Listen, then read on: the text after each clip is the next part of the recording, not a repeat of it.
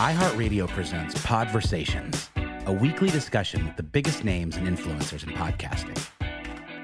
Hello and welcome to another chat in the iHeartPodcast speaker series. As you know, every week we like to talk to one of our favorite podcasters or producers, creators, talk about what's happening in the industry, what's happening with their shows. And today is a chat I've been looking forward to. You know, we spend a lot of time indoors these days, of course, in the work that we do in recording studios, on email, and every once in a while we need a reminder to get outside. This is one of those great reminders for us today. We're joined by Steve Rinella, who is the creator of MeatEater, the host of the fantastic podcast, host of the long-running TV show, best-selling author of 10 books. There's actually a book I want to ask you about in just a second here. But Steve, thanks for joining us today. Hey, thanks for having me on. I appreciate the chance.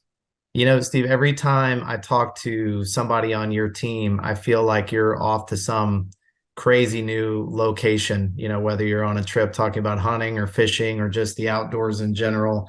And I have to ask you, where have you been recently? What fun spots have you been to recently?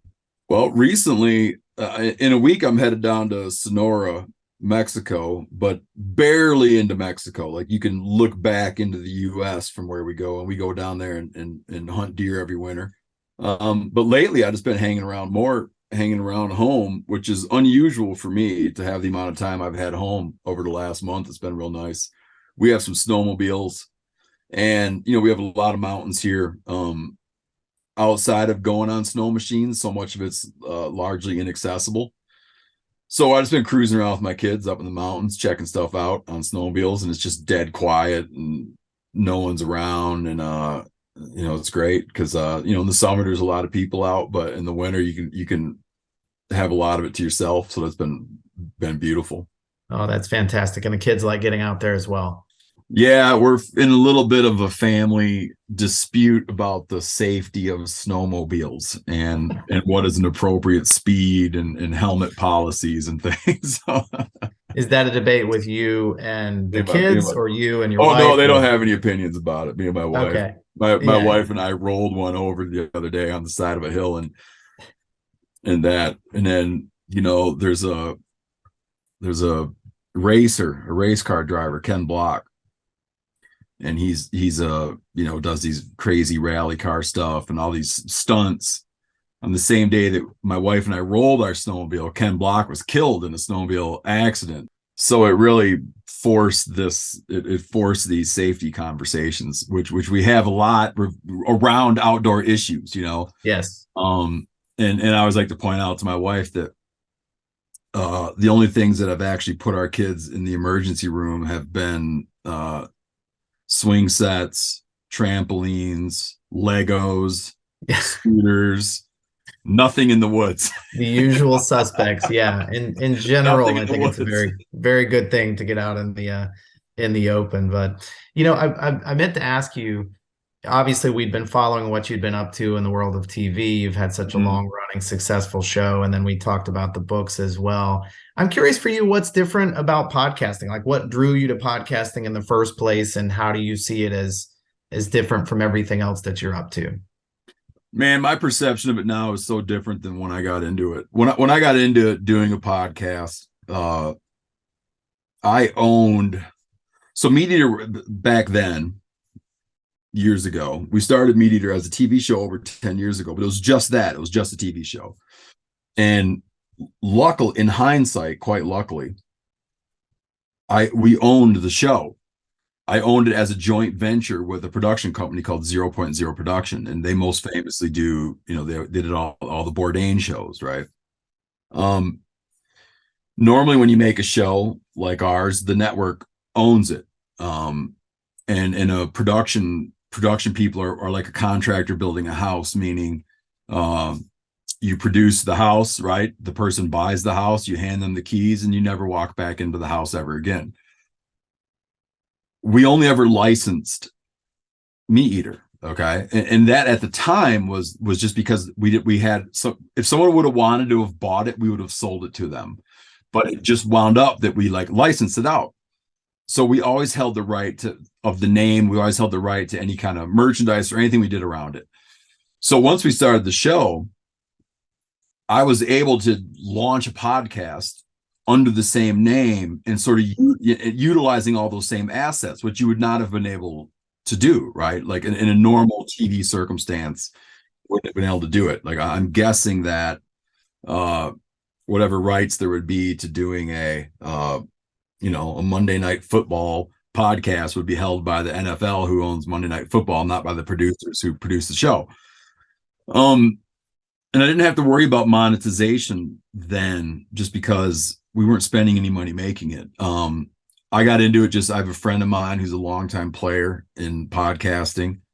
I'd gone on his show a bunch. The first time I ever heard the word podcast was when I was invited to go on Joe Rogan's podcast. I had never heard the word. I can tell you where I was sitting and who said it to me. Really? Helen Cho was the first person I ever heard utter the word podcast. Right. He encouraged me to start one, and I started one. We did it for a long time without trying to monetize it at all. Mm-hmm. I just thought of it like just a whim. It was fun. It was a whim. And it was a way to keep in weekly contact with people. When you're doing TV, you might come out with a season of shows, and then you kind of go silent for 8 months or 9 months or a year. And it was just a way to have it out there. Books too. Like it takes me a year to do a book. Mm-hmm. So you have an audience, but you need to go re-find them. Mm-hmm.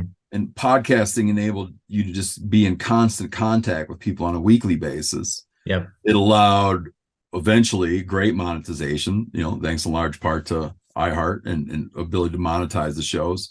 And as well, a great way to bring audience to other projects. Mm-hmm.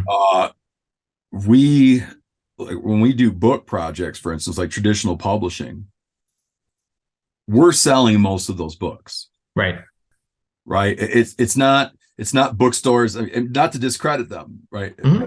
The bulk of it, it's not bookstores selling. It's not people in indies hand selling books. It's not marketing on Amazon selling books. Like for us, we're selling our books. Yeah. Selling our books in large measure, and probably the biggest large measure through podcasts. Second to that, probably social media.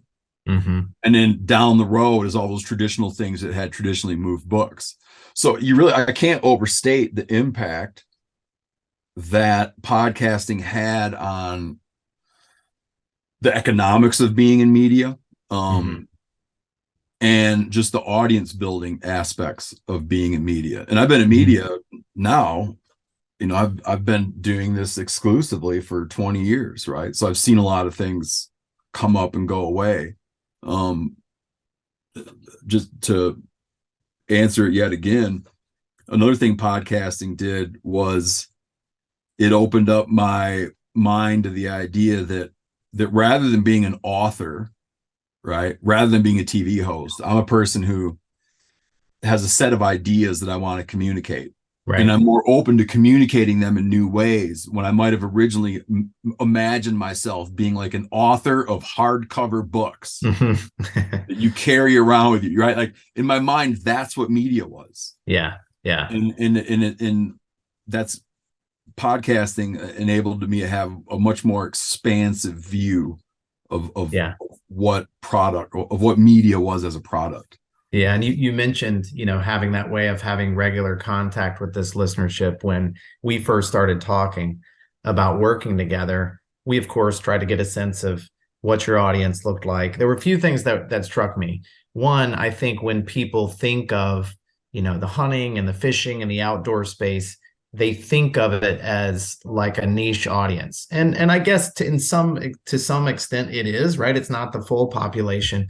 But what was interesting to us was how huge this audience is, but not only how big the audience is, but how fanatical they are. And I mean that in the most positive way, just how loyal they are as listeners of the podcast. One of the first things we did when we saw your episodes were 90 minutes, 2 hours long. And, that's a lot of time for somebody to commit.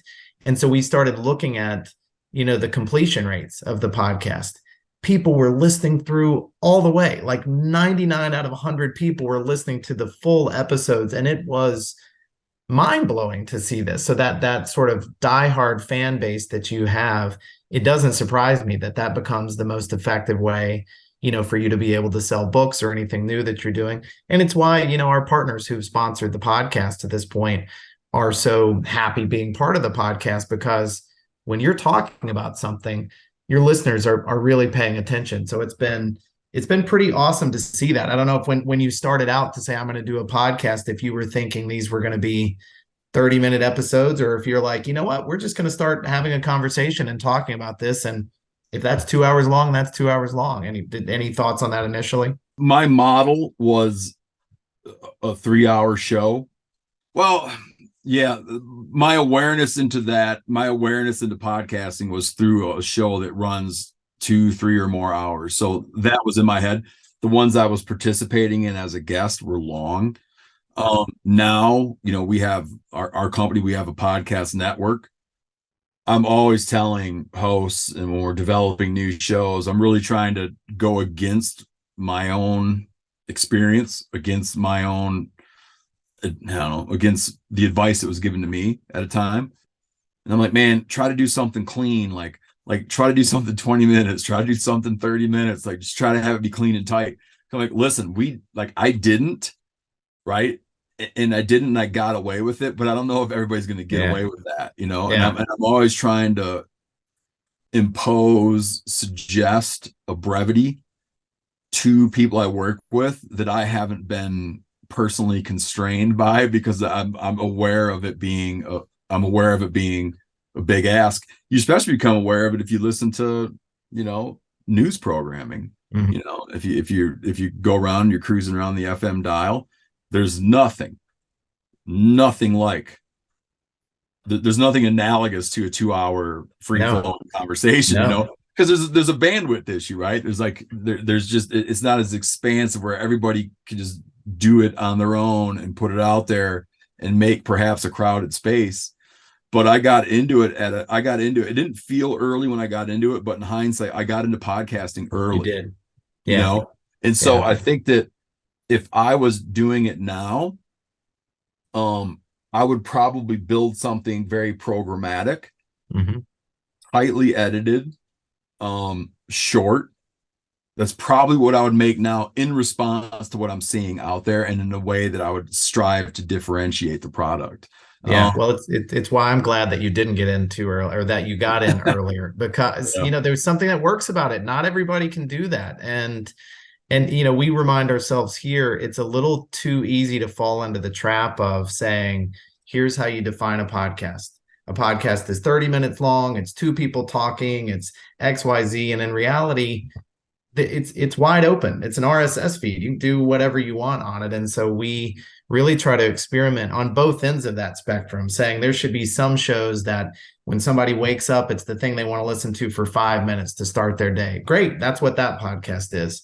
For you guys, you have this diehard audience that maybe they're out on a drive. Maybe they've got a long commute. Maybe they've got a 2-hour drive to when they're going on their own outdoor adventure.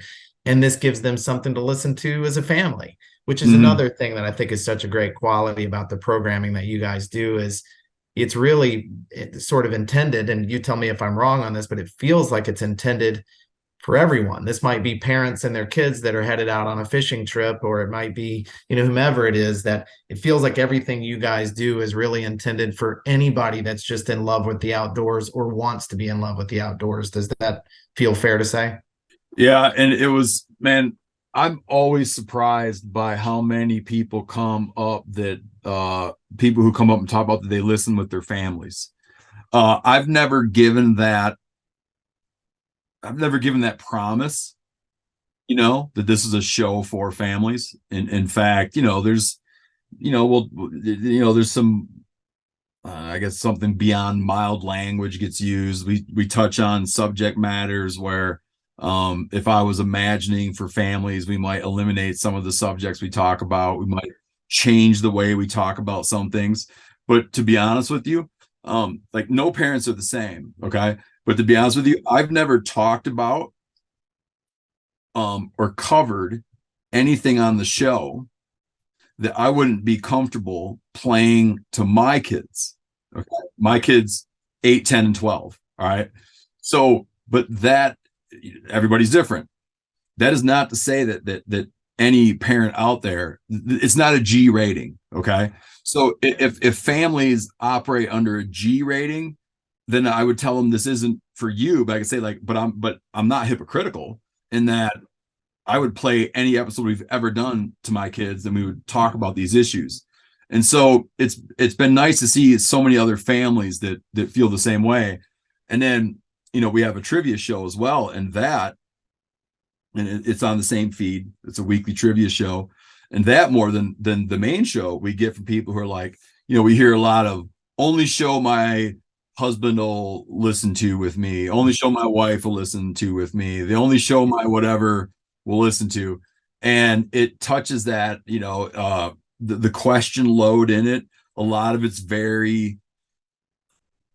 maybe very nerdy in the outside thing where people might hear and be like, how in the world did anybody know that? But there's a great balance of like every show has a great balance of stuff that you would know. And the host of that show, he has a thing called the Shelby Index. His wife is named Shelby. No interest in hunting, fishing, whatever. She always does the trivia. And he aims to have it be that she's going to score 3 or 4.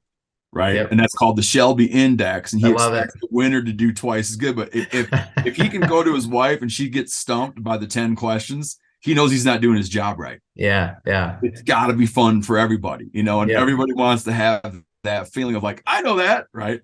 I love that. And he cultivates a thing that is approachable to the nerds. And I use that term meaning like the people that are just obsessed. Yeah, of course. They're going to get the 8s and 9s. And then the people that are just sort of awake in the world can bank on getting, 2 or 3, right? Yeah, so there's that balance of knowing your real hardcore audience, but also having a big tent attitude, to try to make something that will give people a toe in the door, right? Right. Can you talk a little bit about some of the other shows that are in the network? You obviously made the decision. You've got the flagship show, MeatEater, which is just a huge, huge show listened to by millions of people every single month. And then you decided to expand beyond that with people with different sort of specific interests. Can you talk a little bit about some of the other shows in the network? Yeah, we did. One of the shows we have is we did a news roundup, which I imagine is called Cal's Week in Review. Mm-hmm. And it's one of the shows I'm most jealous of. Like if I didn't have to do what I do, I would be like, man, that would be a fun show to make. And it's a weekly roundup of issues of wildlife conservation, hunting, fishing, outdoor news. It's quick, it's funny. MeatEater Podcast, we might spend 2 hours talking to a mountain lion biologist about predation. Okay. Cal's Week in Review. If something really crazy happened in the news, he might give it 30 seconds. Right. But it's very different. It stays in that same interest set, but it's fast and it gets you up to speed in all kinds of issues. We have another show I love. We have a bunch of shows, but another show that I love and I was very involved in getting it up and running and creating it was a thing called the Bear Grease Podcast. And it's a documentary style show. To give some awareness, it's more like something you might imagine if you crossed an NPR host with Daniel Boone, right. It's a good way to put it. And it's like with interviews, right? And atmospheric sound and a narrator. Yeah. And there's a travel element to it. Like the host will go down to see the border wall between the US and Mexico and talk to landowners and wildlife professionals about the implications, right? And it's immersive and documentary style. That I view as a show that would just really be wide open to a wide array of people who are interested in the outdoors. Mm-hmm. And we have shows. We have a show, Wired to Hunt, right, which is meant to be a somewhat technical show, particularly for people who are focused on that love to hunt whitetail deer. It's the most, it's a fairly ubiquitous animal. It's the most hunted for animal in America in terms of man hours. And if you're into that, and a lot of people are, that's a great place to go get like really detailed information. So all these shows,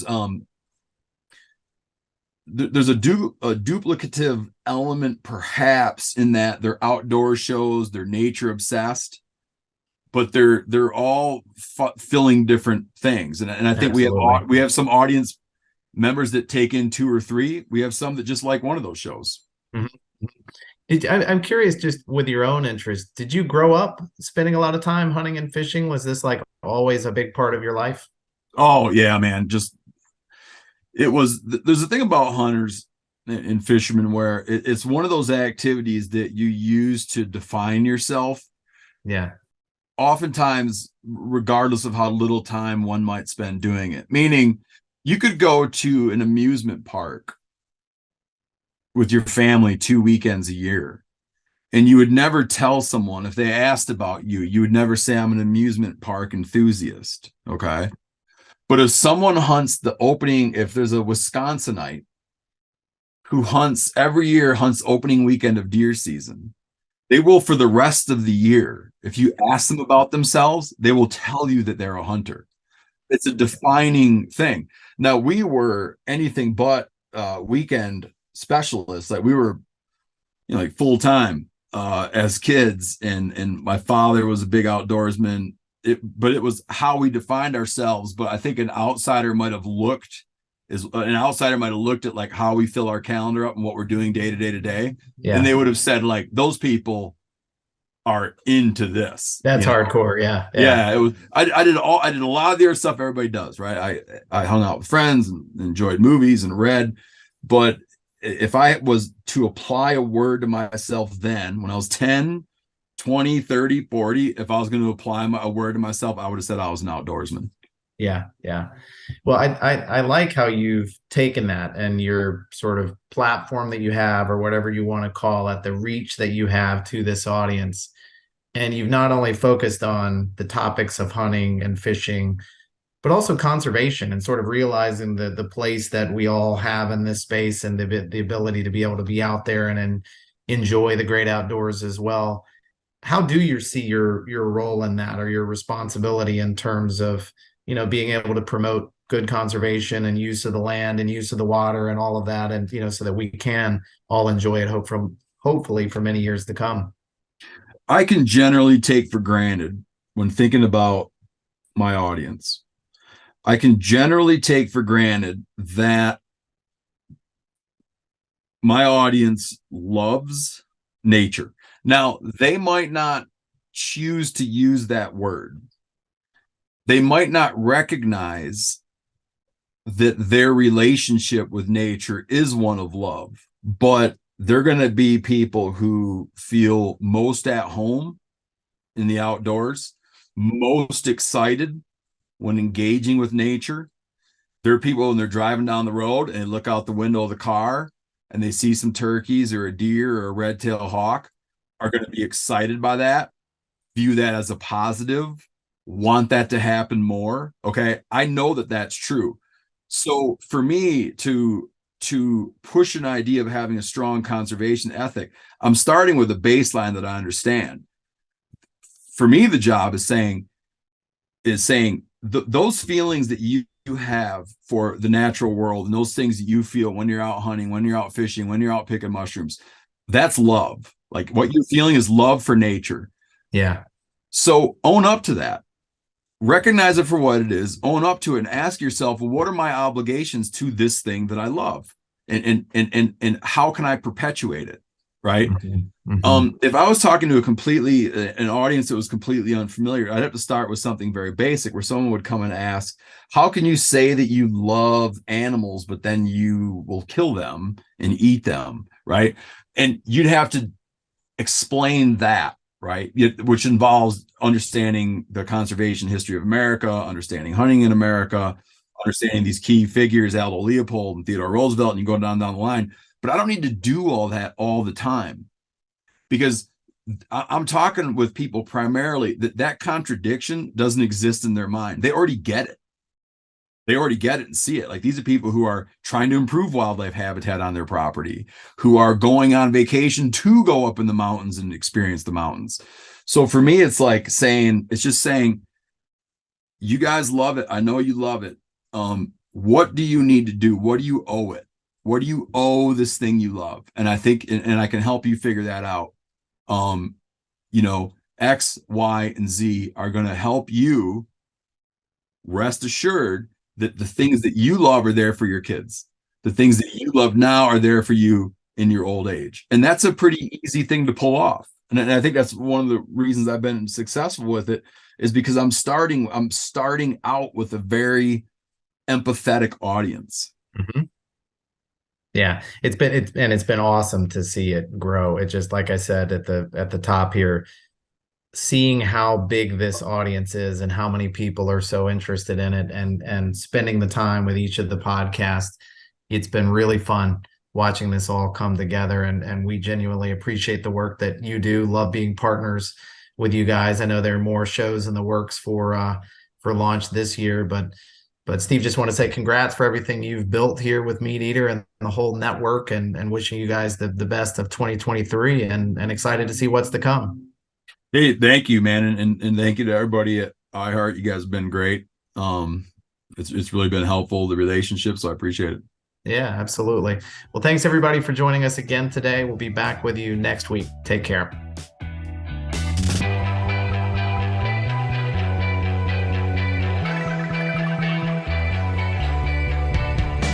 Podversations is a production of iHeartRadio. You can find more from the biggest names in podcasting on the iHeartRadio app or wherever you get your podcasts.